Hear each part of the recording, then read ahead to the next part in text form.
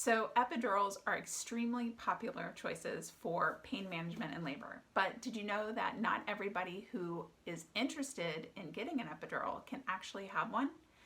The case of some pre-existing medical conditions, maybe a fast labor or a very small hospital with not an available anesthesiologist at the time that you want one, can lead to the inability to get an epidural. And if your mindset is on an epidural and you find out you can't have one, it can be shocking. So we're going to talk about that in today's video.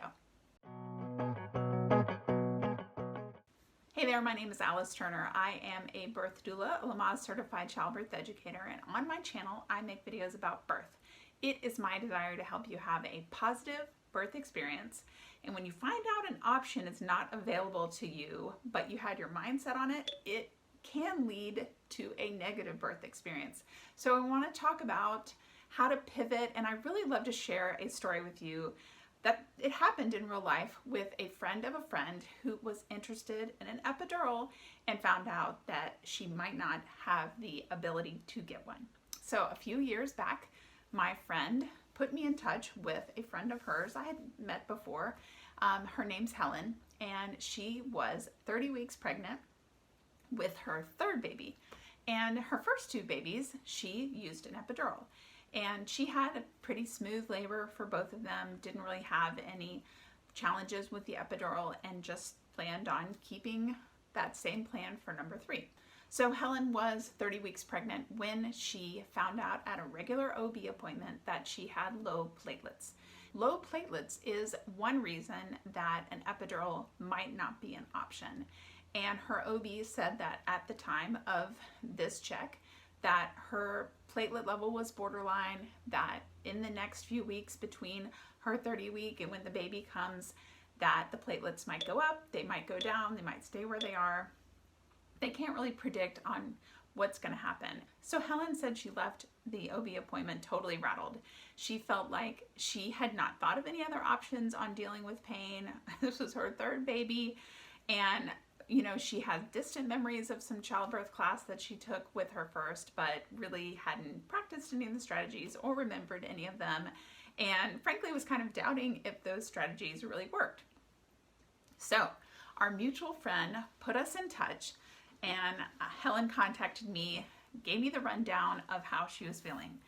So the reality for Helen was that she was going to go into the hospital when she was in labor, have her blood count and platelet count checked, and if she had a normal platelet count, then things would proceed as normal and she would labor and have a baby.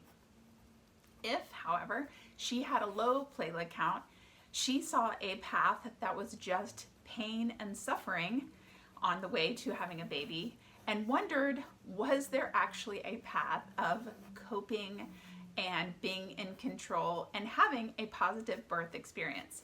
She was really doubting if that was even possible. And some of the things that she was wondering is, you know, was it too late to prepare? She was already at that time probably 31, maybe 32 weeks pregnant, and she had not been preparing all along for labor and birth, and was wondering from me, you know, did she have any options, or was she just gonna roll the dice and see what happened with her blood in the meantime? So Helen and her husband Sam were not happy about the chance of going the pain and suffering route. They really wanted to do as much as they could to prepare for what they might face if they aren't able to have an epidural. So I suggested 2 strategies for Helen and Sam. Now, these are not strategies that should just be limited to someone in this particular situation. These can be, I think, something that everybody should consider as they prepare for giving birth. So the first one is childbirth education. And she was worried that we were too late for childbirth education. She was in those final 8 weeks or so of pregnancy, and it wasn't too late. I knew that she could get some valuable knowledge and skills and have some time to practice before the big day. And so the other thing is I suggested the Supporting Her class, which is a class that I created for partners for Sam so that he would feel more confident in his role, linked down below. So childbirth education was my first go-to. And then number 2 was hiring a birth doula. So a birth doula is kind of like a coach for labor, and they go with you and help you achieve your goals for birth. So they actually jumped on board of both strategies. They got signed up for childbirth education, and they found a birth doula that could work with their due dates, and they were ready to go.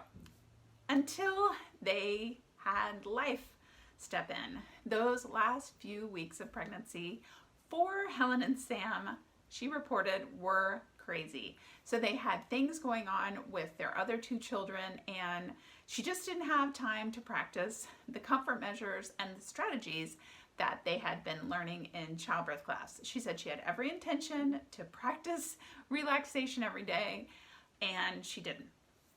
However, she did have a doula who could remind her of these strategies.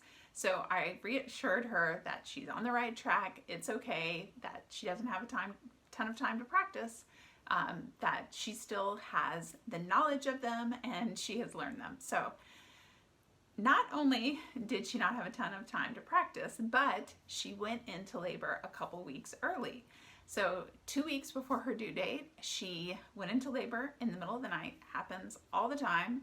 I don't know what goes on with the body that just nighttime is like the magic hour. So overnight she went into labor. She said that she and Sam were laboring at home really nicely. Things started picking up, so she called her doula, who met her at the hospital.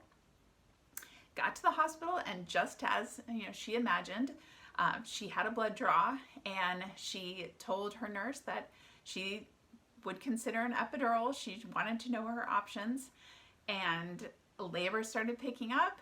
She was coping nicely, and sure enough, she was holding her baby in her arms before the results from the platelet count even came back from the labs. Pretty amazing. And in her words, she felt like a badass.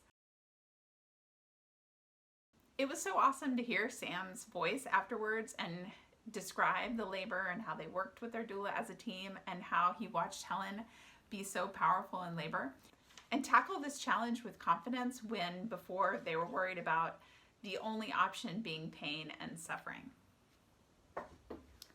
Okay guys, I'm leaning in a little closer for this one. This is super important.